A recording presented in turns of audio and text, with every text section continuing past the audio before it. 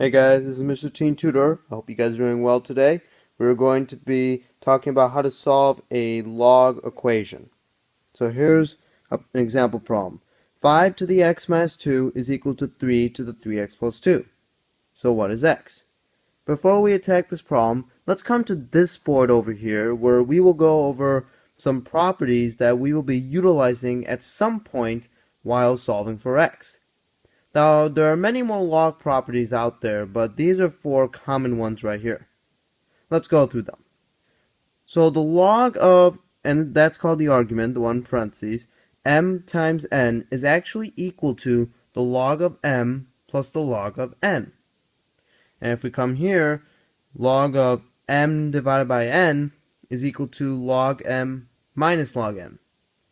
Now, one way you can remember this is how you actually add the exponents when you have the same base. Like if I have x cubed times x squared, what you do is, as a result of being bounded by multiplication, I add the exponents.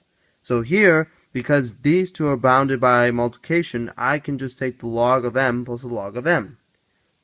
Here, if I have x cubed divided by x squared, let's say, that equals x, because as a result of having the same base, I subtract the exponent. So here, as a result of having m over n, I subtract log m minus log n.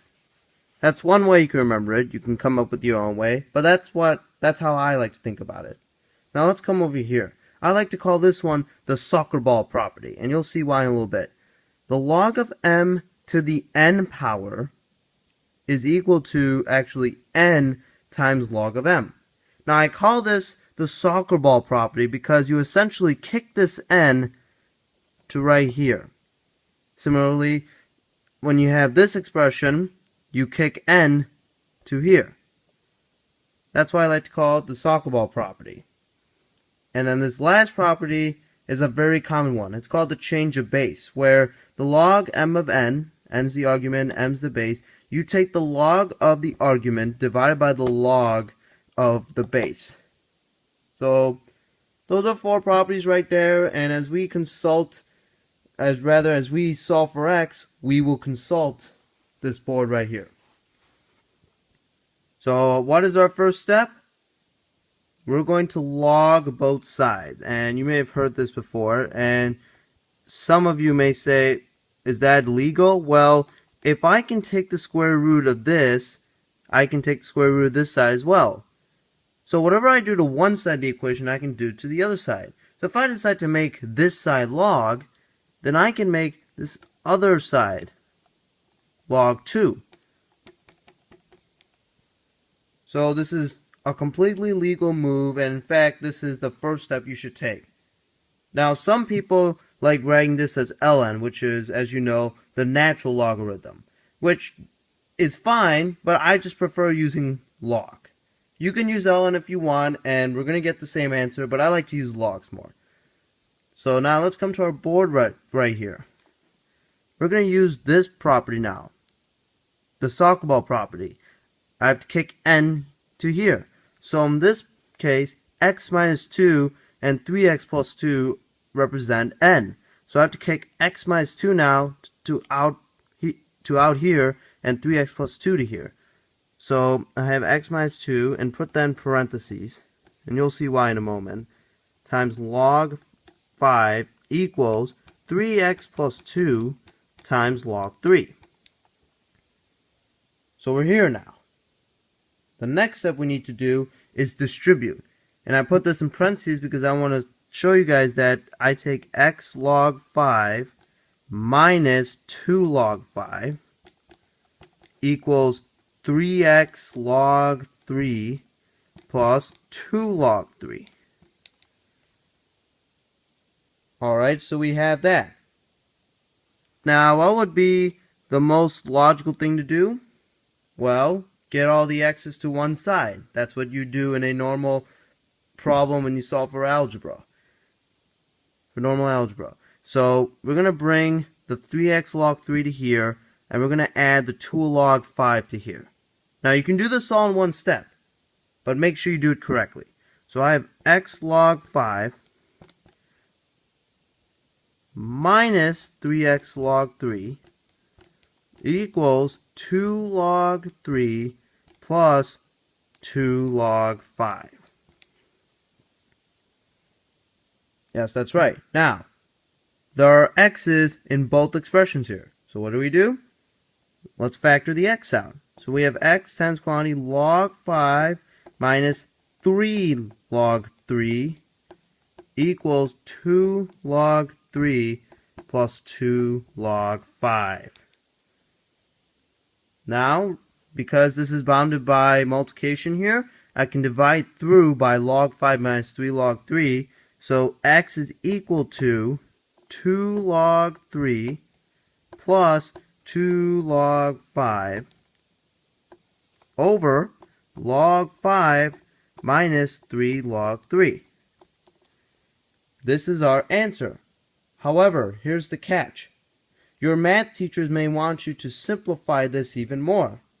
And this is where we will utilize the other properties. Most math teachers will ask you to put it into a single logarithm. In other words, something like this or this. That's what they want to see. Now you're probably wondering to yourself now, how do we do that? Well, like I said, we're going to use our properties. Now we can just find the decimal that this represents, but let's find the decimal after we find the condensed logarithm, because we can condense this. So we get to use our soccer ball property again. Let's look here. I can kick the 2 here, and I can kick the 2 here. So let's come to the other board. So now I have log 3 squared plus log 5 squared over, and now let's come over here. Log 5, well, there's a 1 out, and if you kick the 1 there, it's still going to be log 5.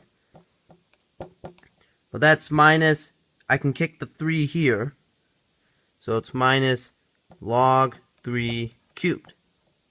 Alright, so let's simplify that. So we have log of 9 plus log of 25 over log of 5 minus log of 27.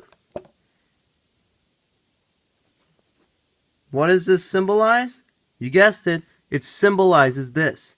So log 9 plus log 25 is actually equal to, let's put it down here, it's actually equal to log of 9 times 25. Here, what does that look like? You guessed it, it looks like this, which means I take m over n. So this represents log of 5 over 27. Hope you guys are now seeing how we're using these properties to simplify the expression. Now, what does this whole thing look like? This looks like a change of base. We have one log now here over another log. So we can put this in a regular log form. But before we do that, 9 times 25, let's do that quickly. That is log of 225 over log of 5/27. Now, let us put it into a change of base. And when we do that, we get log. And make sure you understand that the value of this log in the denominator is our base. So log of 5/27. And the argument is 225. So this right here is our answer. Log, base 5/27, argument 225. Now let's actually go to our calculator and let's plug in this expression and see what we get.